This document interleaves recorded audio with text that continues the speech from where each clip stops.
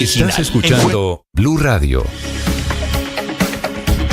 Pues Camila, como usted bien lo decía, en línea tenemos a José Basagoiti. Él es economista, experto en futuro sobre índices, materias primas y divisas, director de la plataforma Trading Pro, y ha hablado mucho del tema, ¿no?, de este nuevo capitalismo ejercido por China frente a Occidente. Don José, gracias por acompañarnos a esta hora en Blue Radio. ¿Qué tal? ¿Cómo estamos? Es un auténtico placer. Yo quisiera preguntarle sobre lo que comentaba mi compañera Camila Zuluaga con respecto a la política china del Estado ser el que impulsa al sector privado en Occidente. Vimos que eso ocurrió en Japón luego de la guerra. Vimos que ocurrió también en Corea luego de la guerra. ¿Usted cree que China está atacando con una ventaja por encima de Europa y de los Estados Unidos cuando hablamos en términos comerciales? No, a ver, China realmente con esa política centralizadora lo que puede es favorecer ciertos sectores, ellos le llaman sectores estratégicos, ahora mismo pues es muy claro, ¿no? Por ejemplo, con los coches eléctricos, las baterías de litio o las placas solares, ¿no? Pero realmente en una economía en agregado no genera ninguna ventaja que el Estado a punta de dedo asigne el capital. Yo siempre he creído, bueno, si la historia lo demuestra, que es el libre mercado el que toma las decisiones, porque cuando se equivoca se purgan y cuando acierta se fomentan, ¿no? Eso sí, ahora mismo hay ciertos sectores que, bueno, esto lo llaman competencia desleal, lo estáis comentando minutos atrás, y bueno, pues hay cierto revuelo en Occidente porque en teoría se puede estar favoreciendo. Yo soy muy escéptico con todo esto, ahora sí que entramos un poquito más al detalle, pero bueno, es evidente que China, a pesar de que puede estar influyendo en ciertos sectores, sí que ha apostado o está apostando por el libre comercio, entre comillas, es verdad que con matices, pero por el libre comercio. Ha abierto las puertas a la inversión extranjera y bueno, desde hace varias décadas, pues sobre todo en la parte más, en la raíz de la economía sí que deja mucha libertad, también fiscal, también regulatoria, y Occidente, hablando de Estados Unidos y Europa sobre todo, y Reino Unido, Japón, parece que van en la dinámica opuesta, ¿verdad? Ahora mismo, pues filosofías muy proteccionistas. Además, esto es curioso, porque no es que sea derecha o izquierda, en el caso de Estados Unidos republicanos o demócratas, sino que es corbata azul y corbata derecha, ambos van por el mismo camino, que es, insisto, a un proteccionismo, a proteger a la industria local, a tratar de ser autosuficientes y no apostar por la especialización del trabajo y el libre mercado, que es lo que ha hecho progresar y salir de la pobreza a miles y miles de personas, ¿no? A mí me da mucha pena ver cómo Occidente pues está eligiendo esta dinámica. Y luego siempre echa la culpa a China cuando precisamente, sí ya tiene sus errores, no vamos a negarlo ni mucho menos, pero con esa centralización y esa política, al fin y al cabo, muy de mucha intervención, sí que está apostando un poquito por el libre mercado en contra de Europa, ¿no? Y repito, bueno, esto se verá a largo plazo como posiblemente acabe machacando a un crecimiento en Occidente que brilla por su ausencia, por desgracia. Uno está viendo que uno de los propósitos políticos y económicos de los BRICS es hacerle un poco contrapeso al dólar, de hacer alternativas de intercambio comercial distintas al dólar para romper su hegemonía. Y la pregunta es que le quiero hacer es ¿qué tan viable usted ve que eso pase en el corto plazo? Tengo algunos datos, no sé si usted tenga los mismos, es que hoy el 60% de las transacciones internacionales se hacen en dólares y el 20% en euros. ¿Usted cree que eso puede cambiar con este intento de los BRICS de unirse? Sí, el 60% se atesora en dólares y el 20% en euros. Lo importante no es tanto la transacción, sino el ahorro, en qué se ahorra, ¿no? Y ahí el dólar sigue siendo el rey y dudo que cambie, ¿no? Yo siempre hablo en términos económicos del dólar como la camisa menos sucia del armario. El dólar, la banca central estadounidense, la Reserva Federal, ha cometido muchos errores, también el propio Tesoro, con mucho déficit, pero es que, bueno, fijaros en la competencia que tiene. El euro, que es una divisa de una región totalmente fragmentada, con la Europa del Norte y la Europa del Sur, que son regiones muy diferentes, China con control de capitales, Rusia, que os va a contar. Entonces, no es que el dólar lo esté haciendo bien, sino que el resto lo está haciendo peor, ¿no? Entonces, como siempre digo, un monopolio que es el dólar, para ser sustituido, tiene que llegar a un monopolio mejor y no lo veo. Entonces, creo que seguiremos viendo al dólar como divisa refugio. Se ha dicho mucho en la cumbre de los BRICS, que comentabais que está haciendo ahora en Kazán, de esa nueva divisa respaldada en activos reales. La idea es interesante, metales preciosos, hidrocarburos, y que la idea, la teoría es que pueda hacerle competencia en un futuro, no a corto plazo, hablamos en décadas, al dólar. Yo soy bastante escéptico porque me cuesta mucho creer que esta alianza de BRICS, pues varios de los integrantes pierdan soberanía monetaria. ¿Y China? ¿Creéis que China va a perder que va a dejar de usar el yuan? A mí me cuesta mucho creerlo y luego, por otro lado, que China no quiere ahora mismo que el yuan sea divisa reserva, porque si no, no estaría devaluando artificialmente su divisa frente al dólar. Se estima que lo tienen un 30% aproximadamente por debajo de lo que debería valer en un libre mercado, y eso lo hacen para favorecer al sector exportador, que claramente es el sostento ahora mismo de China. Si China realmente quisiera que el yuan fuese divisa reserva, lo que haría sería fomentar la demanda interna, favorecer el consumo de la sobrecapacidad que tiene hoy en día y no fomentar tanto la exportación. Entonces, bueno, creo que es más propaganda, en este caso de los BRICS.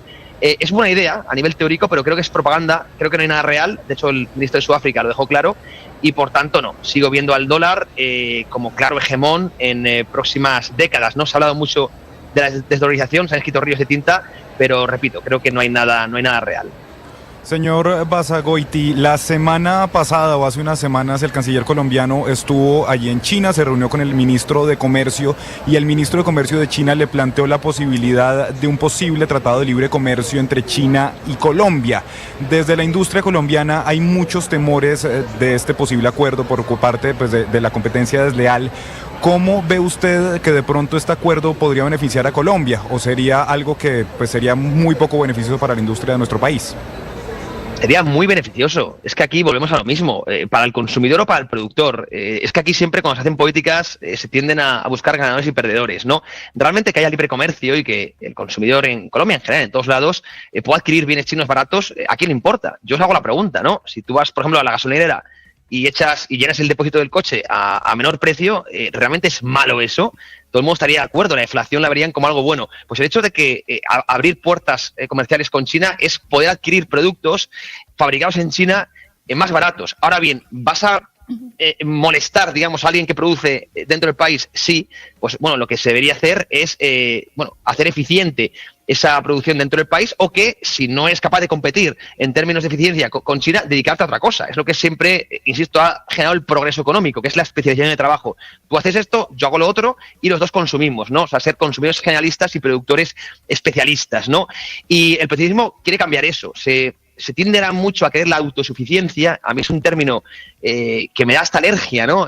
Creo que no hay por qué serlo, ¿no? El comercio, como decía Antonio Escotado, es donde hay comercio no entran balas, y creo que es la principal herramienta de paz, ¿no? Y se está yendo a lo contrario. Entonces, yo estaría, ojalá muy alegre de que Colombia, en general, muchos países en toda Latinoamérica y Centroamérica, pues empezasen a abrir también puertas con China. Sabemos que Argentina lo quiso cerrar, ahora parece que va por otro lado.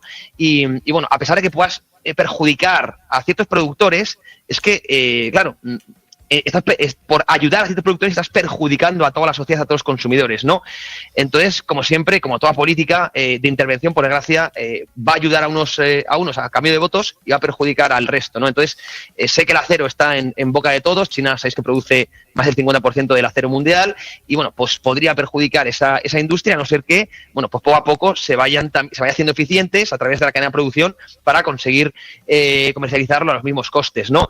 Entonces, y si no se consigue, oye, pues dedica los factores productivos que son finitos a otro tipo de cosas donde sí has competencia y así nos beneficiamos todos, ¿no? Es libre comercio frente a proteccionismo, y yo ojalá el mundo tire por el libre comercio, pero por desgracia empiezo a ser muy pesimista por cómo veo las dinámicas, ¿eh? Señor Basagoiti, yo me pregunto, cuando uno ve a China, pues China está moviendo todo el tema de libre comercio porque tiene con qué y puede, tiene dinero, tiene influencias o tiene un bracito en cada continente y lo está haciendo bien porque ha invertido en innovación. Ahora me pregunto es qué ha pasado con estas otras potencias, hablo específicamente de Estados Unidos o Europa, que uno ha visto que se han debilitado y ahora no está moviendo con tanta fuerza el tema de libre comercio. Y me pregunto qué tanto ha tenido que ver, por ejemplo, el debilitamiento de democracias, como lo hemos visto últimamente en países como Estados Unidos o incluso en España, o la falta de inversión tal vez en innovación por parte de estos países. Sí, todo es, no hay una variable, solo es un conjunto de factores. Es muy curioso hablar de Estados Unidos y Europa, que bueno, están estancados por completo, y China, que bueno, lleva crecimientos quizá un poco por debajo de lo esperado, pero bastante interesantes, ¿no? Fijaros, antes de contestar, voy a dar un caso muy rápido de Europa. Europa ha vivido siempre de importar energía barata, producir y exportar a China. Básicamente es un modelo económico en la Alemania y en general de Europa que ha funcionado muy bien. Pues bueno, Europa, por intereses, por decisión política, que no interés social, lo que ha hecho es cortar relaciones con Rusia, y ahora también con China, es decir, ya ni importa energía barata ni exporta bienes a China. Bueno, claro, esto evidentemente ha llevado a una crisis brutal al motor, a la locomotora de Europa y por tanto también al viejo continente, ¿no? Esto realmente es una bajeza política, llevamos décadas, ¿no? En Europa, también en Estados Unidos, sin realmente tener aquellos políticos de los 80, los 70, que realmente yo creo que luchaban por los intereses de la sociedad, ahora mismo responden a otro tipo de intereses, no voy a entrar en cuáles, pero desde luego no están favoreciendo ni mucho menos a un crecimiento a largo plazo. También se piensa mucho en el cortoplacismo y por eso estamos viendo cada vez cómo se quiere favorecer a un corporativismo, a ciertas empresas. Hablábamos de los productores. Estados Unidos es muy claro también. Ahora Trump lo ha dicho, Trump no se esconde, es una persona que habla muy directo y dice que quiere volver a hacer Estados Unidos un país autosuficiente. Él vio que en el COVID-19 Estados Unidos no era capaz de producir ciertos productos de la cadena de producción para fabricar ciertos aparatos médicos, entonces quiere que Estados Unidos vuelva a ser ese motor industrial que no esté esclavizado a comercio, por ejemplo, con China. Europa le llaman la esclavización verde, con ahora mismo toda la nueva economía y la energía renovable. Entonces, básicamente lo que se quiere es no depender de China. Pero es que el hecho de si tú dependes de China, China depende de ti. Es que es un pasillo de doble dirección. Por ejemplo, ahora Estados Unidos importa bienes de China. Claro, pero señor Basagotti, nos hemos centrado en el tema comercial, en el tema económico, que pues sin duda es muy importante, pero hay algo que a mí, y yo creo que a muchos en el mundo que creemos, y esto sí ya es una opinión personal, que el sistema democrático es el mejor en el que podemos vivir, pues no nos llama ver estas reuniones como las de los BRICS o ver cómo lo que prima es el comercio internacional por encima incluso de los derechos humanos que se terminan violando en regímenes autoritarios, como por ejemplo el chino. Entonces, sí.